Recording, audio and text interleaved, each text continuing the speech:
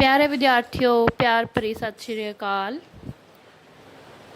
इस तो पिछली क्लास दे विच असी इकांगी कीती सी बेबे राम भजनी, जिस विच असी इकांगी दा मूल पाठ पढ़िया सी ते दस्सिया सी इकांगी बारे कि इस विच एक बेबे राम भजनी हुंदी है जो कि बहुत ही धार्मिक विचारां वाली औरत हुंदी है ते शामदास उसका पति जो कि शराबी अते जुआरिया हुंदा है।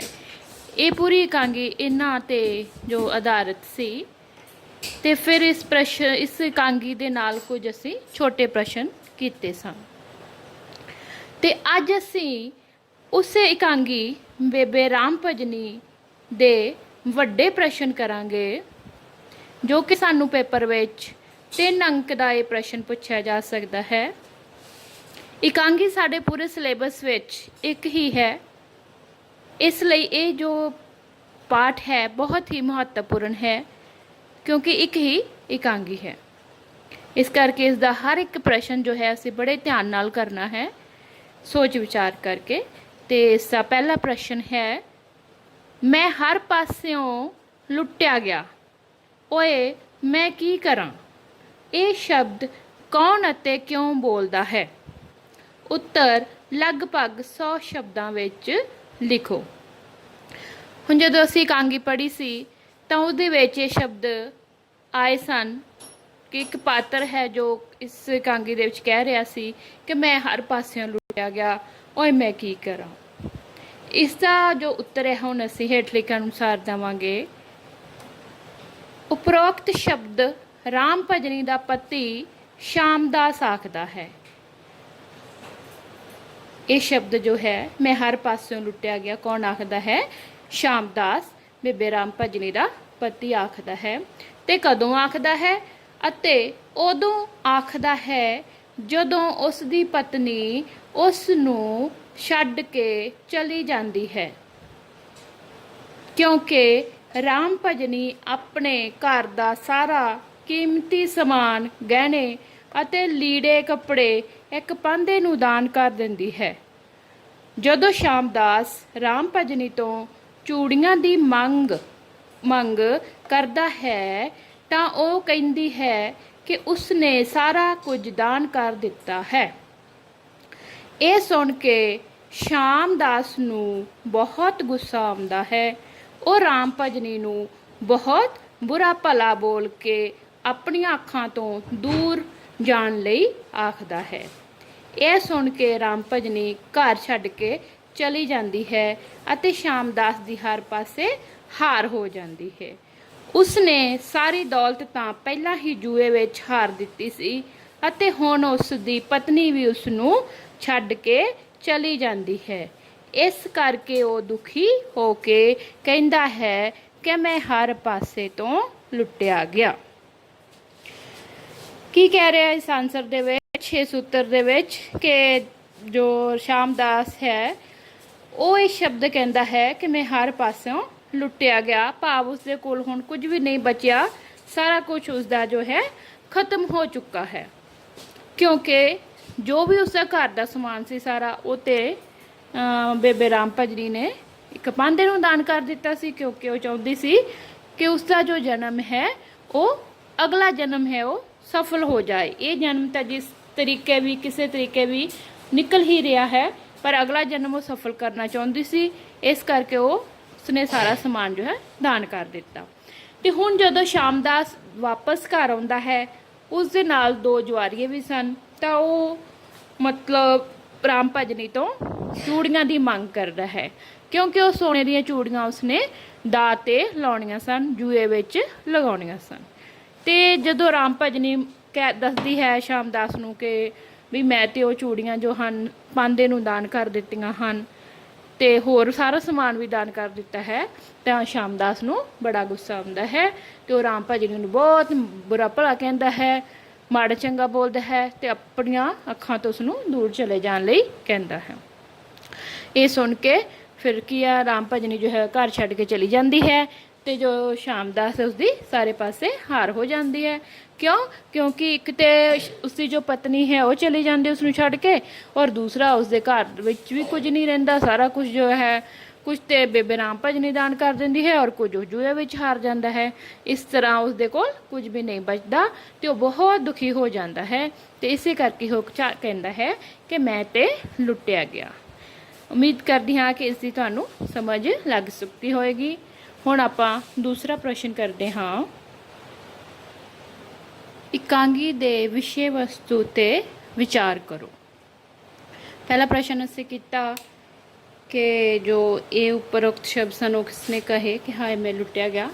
तो हुण इस दूसरे प्रश्न में असीं इकांगी दे विषय वस्तु बारे विचार करांगे।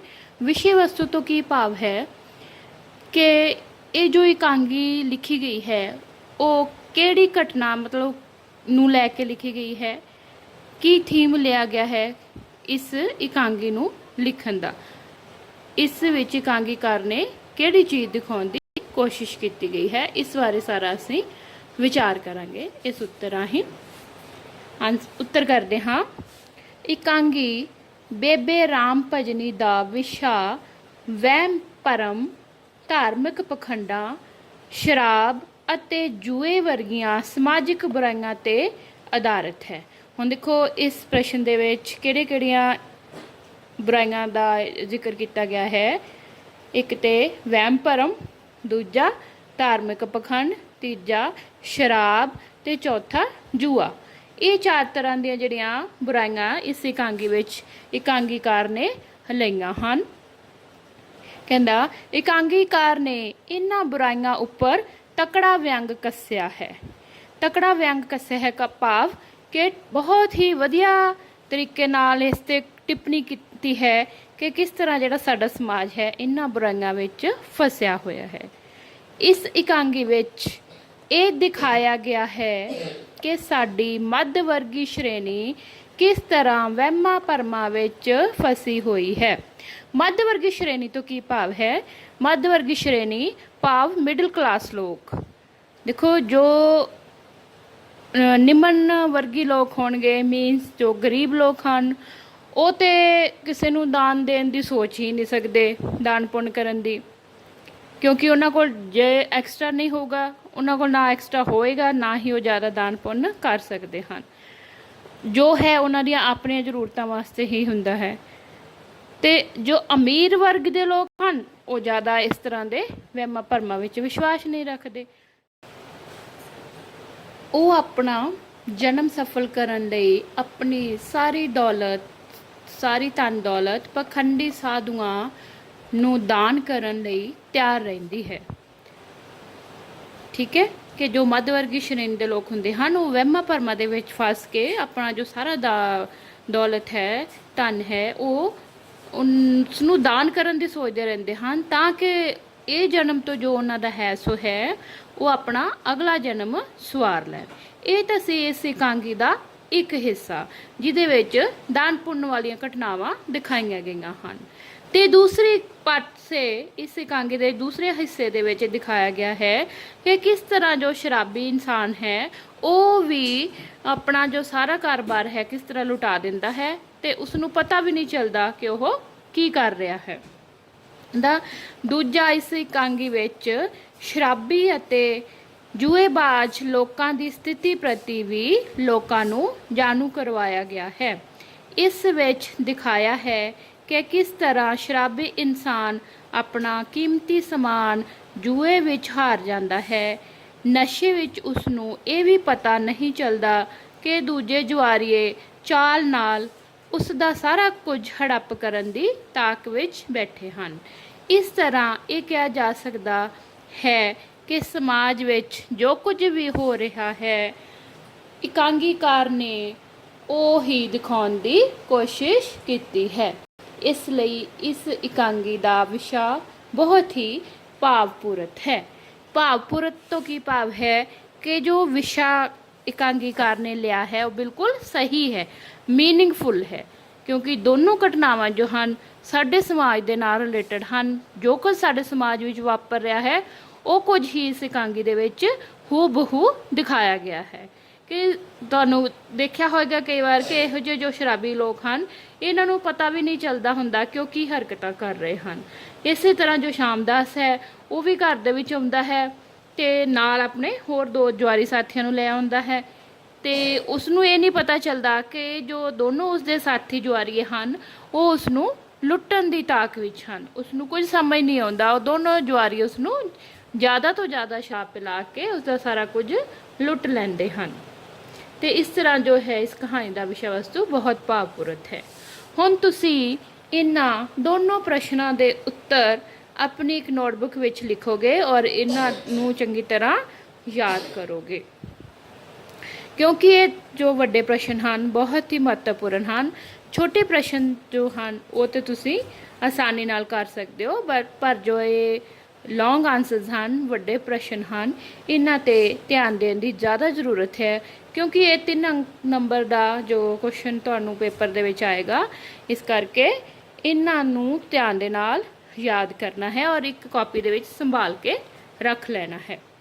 ਧੰਨਵਾਦ।